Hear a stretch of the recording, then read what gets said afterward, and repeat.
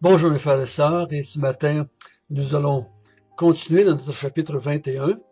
Hier, on avait vu que Dieu a fait toutes choses nouvelles, et on a vu, je pourrais dire, une grosse image, nouveau ciel, nouvelle terre, nouvelle Jérusalem, toutes choses avaient été faites nouvelles.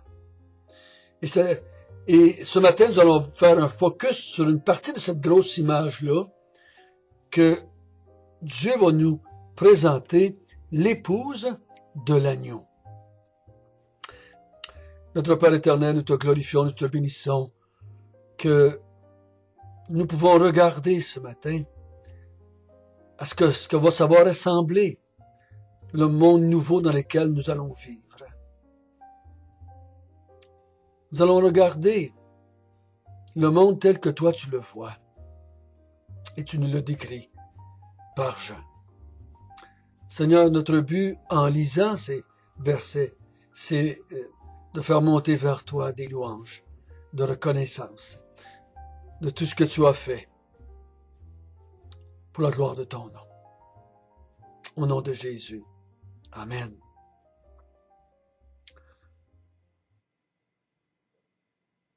Donc hier, nous avons vu les nouveaux cieux, nouvelles terres, le nouveau tabernacle de Dieu, le nouveau peuple de Dieu, la nouvelle vie de ce peuple-là. Et aujourd'hui, Dieu va nous présenter l'épouse de l'agneau, ou la femme de l'agneau. Donc, s'il parle de l'épouse et de la femme de l'agneau, il parle de vous et moi, ceux qui ont gardé la foi en Jésus-Christ, ceux qui ont persévéré jusqu'à la mort, jusqu'à la fin.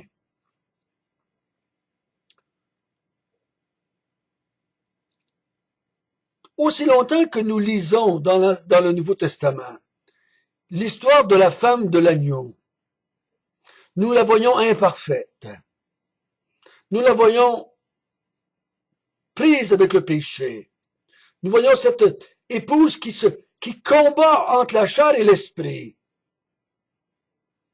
Cette épouse qui est en lutte, est en doute, qui persévère tout le temps, mais toujours dans cette lutte, parce qu'elle est encore avec le péché dans sa vie. Mais dans ce chapitre-là ici, verset 21 du verset 9 et les suivants, Dieu nous décrit l'épouse de l'agneau ou la femme de l'agneau comme il la voit dans les nouveaux cieux, nouvelles terres. Donc, il parle de vous et moi, de ceux qui persévèrent, et il nous décrit. Il nous décrit. Regardons comment Dieu nous décrit. Comment est-ce qu'on va être dans les nouveaux cieux, nouvelles terres. On va lire à partir du verset 9. Puis, un des 7 anges qui tenait les 7 coupes remplies de 7 derniers fléaux vint et m'adressa la parole en disant, « Viens, je te montrerai l'épouse, la femme de l'agneau. » Il me transporta en esprit sur une grande et haute montagne, et il me montra la ville sainte, Jérusalem, qui descendait du ciel d'auprès de Dieu, ayant la gloire de Dieu. Son éclat était semblable à celui d'une pierre précieuse, d'une pierre de jaspe transparente comme du cristal. Elle avait une grande et haute muraille. Elle avait 12 portes, et sur les portes 12 anges, et des noms écrits, ceux des 12 tribus des fils d'Israël. À l'Orient, 3 portes. Au Nord, 3 portes. Au Midi, 3 portes. Et à l'Occident, 3 portes. La muraille de la ville avait 12 fondements, et sur eux les 12 noms des 12 apôtres de l'agneau. Celui qui me parlait avait une mesure, un roseau d'or, afin de mesurer la ville, ses portes et sa muraille. La ville avait la forme d'un carré, et la longueur était égale à la largeur. Il mesura la ville avec le roseau, et trouva 12 000 stades. La longueur, la largeur, la hauteur étaient égales. Il mesura la muraille et trouva 144 coudées, mesure d'homme qui était celle de l'ange. La muraille était construite de jaspe, et la ville était d'or pur, semblable à du verre pur. Les fondements de la muraille de la ville étaient ornés de pierres précieuses de toute espèce. Le premier fondement était le jaspe, le second de saphir, le troisième de chalcédoine, le quatrième d'émeraude, le cinquième de sardonyx, le sixième de sardoine, le septième de chrysolite, le huitième de béryl, le neuvième de topaze, le dixième de chrysoprase, le onzième d'hyacinthe et le douzième d'améthyste. Les 12 portes étaient 12 perles. Chaque porte était d'une seule perle. La place de la ville était d'or pur, comme du verre transparent. Je n'ai vu point de temple dans la ville, car le Seigneur Dieu Tout-Puissant est son temple, ainsi que l'agneau. La ville n'a pas besoin du soleil ni de la lune pour l'éclairer, car la gloire de Dieu l'éclaire, et l'agneau est son flambeau. Les nations marcheront à sa lumière, et les rois de la terre y apporteront leur gloire. Les portes ne se fermeront point le jour, car il n'y aura point de nuit. On y apportera la gloire et l'honneur des nations. Il n'entrera chez elle rien de souillé, ni personne qui se livre à l'abomination et au mensonge. Il n'entrera que ceux qui sont écrits dans le livre de la vie de l'agneau. Donc, un ange s'adresse à Jean et lui dit au verset 9, « Viens, je te montrerai l'épouse, la femme de l'agneau. »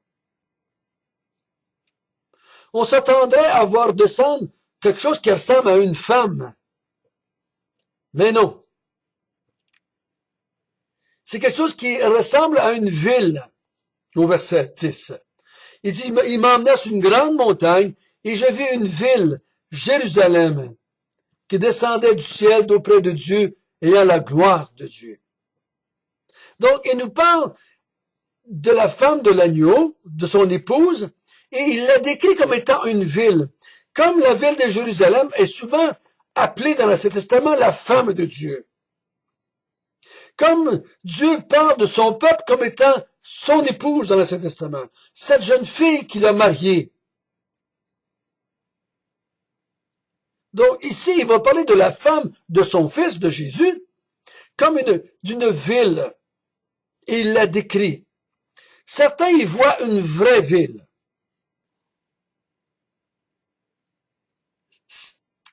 Si on voit ça comme une vraie ville, bon, ça nous décrit que le ciel va être une merveilleuse place. Si on le voit plutôt comme la femme de l'agneau, qui veut dire nous, parce que la femme de l'agneau dans tout le Nouveau Testament, l'épouse de l'agneau dans tout le Nouveau Testament, et même dans l'Apocalypse, c'est l'Église. La ville de Jérusalem, c'est le peuple de Dieu.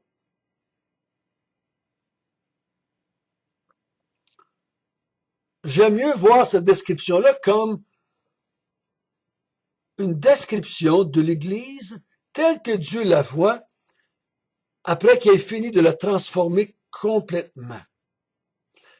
Dans toute sa pureté, à cause du sang de l'agneau qui l'a purifié et l'a lavé. Donc, il la décrit avec des termes très riches. Comme on parle des choses les plus précieuses de ce monde. On parle de son éclat comme étant du cristal, de pierres précieuses, de jaspe. On parle de murailles remplies d'émeraudes, d'argent, d'or. On parle d'or pur, tellement pur qu'elle est transparente. On parle de chaque porte qui est une immense perle. On parle que l'épouse va être composée des 12 tribus d'Israël. Et elle va être composée de l'Église qui ensemble de toutes les 12 apôtres. Donc, il va y avoir des descendants d'Israël, il va y avoir aussi les gens de l'Église, tout ce peuple-là. autant dans l'Ancien Testament que dans le Nouveau Testament. Ils vont être ensemble. Il n'y aura pas de différence entre les Juifs et les nations, mais c'est toutes les nations de la terre.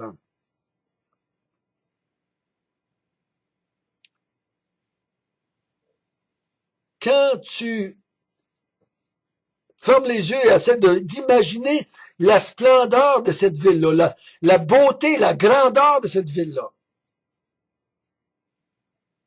Tout est brillant, tout est magnifique, tout est merveilleux. Il n'y a aucun défaut de fabrication. Ça, c'est la façon que Dieu voit l'Église après qu'il ait fini son œuvre dans l'Église. Je crois pas qu'il faut essayer d'interpréter chacun des détails. C'est quoi, pourquoi il y a plus des perles, puis pourquoi il y a de l'or, puis pourquoi...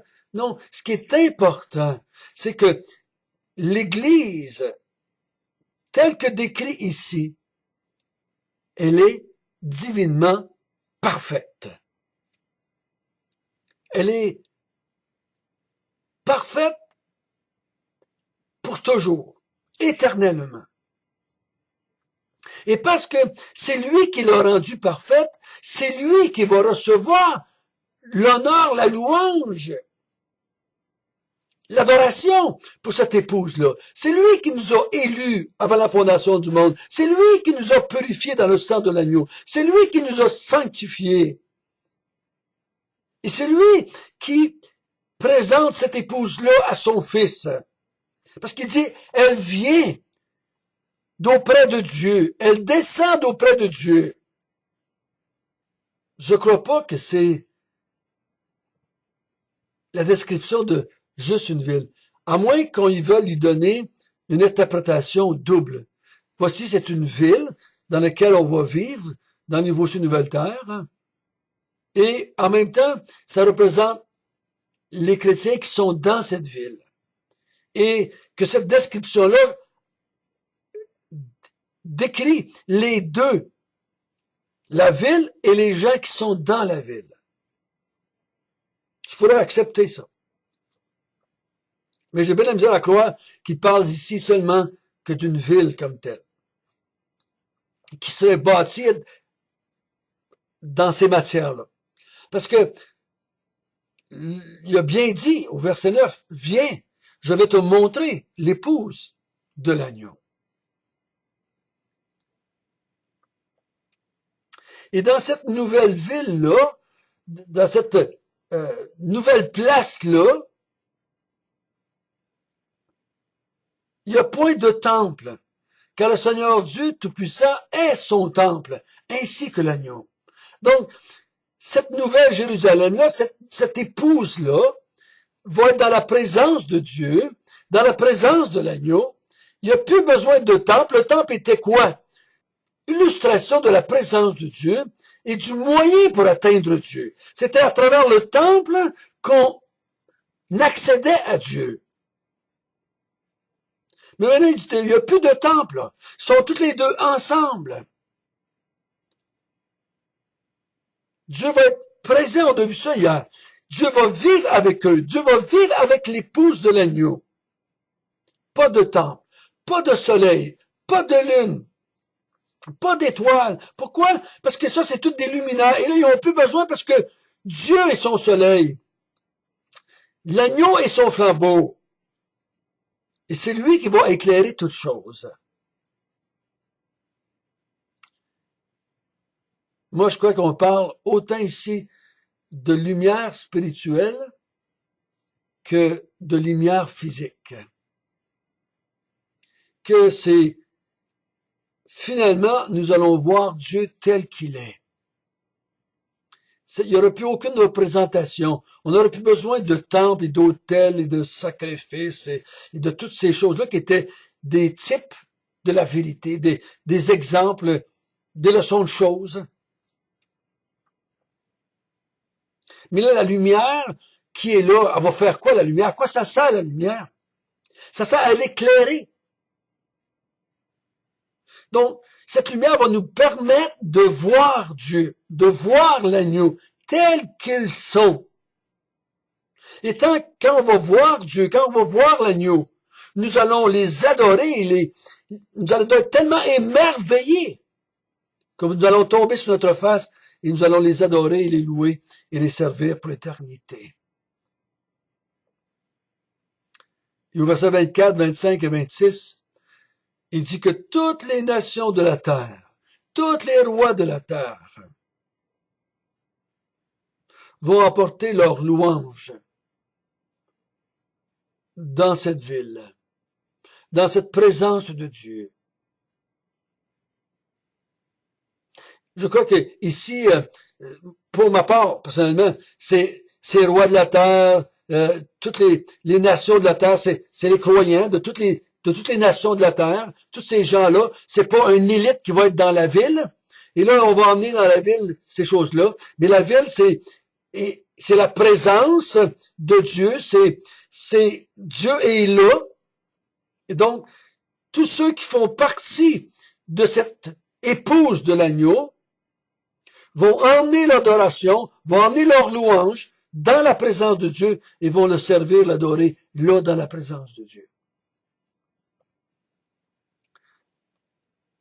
Donc, si j'essaie de résumer ça, le fait qu'il n'y a plus de péché dans le nouveau ciel, nouvelle terre, depuis que cette femme-là, elle est parfaite, et maintenant, elle contemple Dieu d'une façon parfaite, elle le voit parfaitement à cause de sa lumière, qui lui va amener sur nous, et il n'y aurait plus aucun obstacle à le voir tel qu'il est. Nous allons emmener notre adoration, notre louange, notre honneur, notre service à ses pieds, et nous allons le servir pour toujours. Et là, il répète ce qu'il avait dit au verset 8, mais il n'entrera pas chez elle. Il n'y aura pas, dans cette présence de Dieu-là, parmi l'épouse de Dieu, dans cette nouvelle Jérusalem-là, il n'y a aucun abominable, il n'y a aucun mensonge qui va y rentrer. Tous ceux qui ont été des idolâtres, tous ceux qui ont aimé le mensonge au lieu de la vérité, vont pouvoir jamais, jamais, jamais entrer dans la présence de Dieu. Jamais. C'est maintenant qu'on fait notre choix. C'est maintenant qu'on fait notre choix. C'est maintenant que on adhère par la repentance et la foi à Jésus-Christ, à Dieu.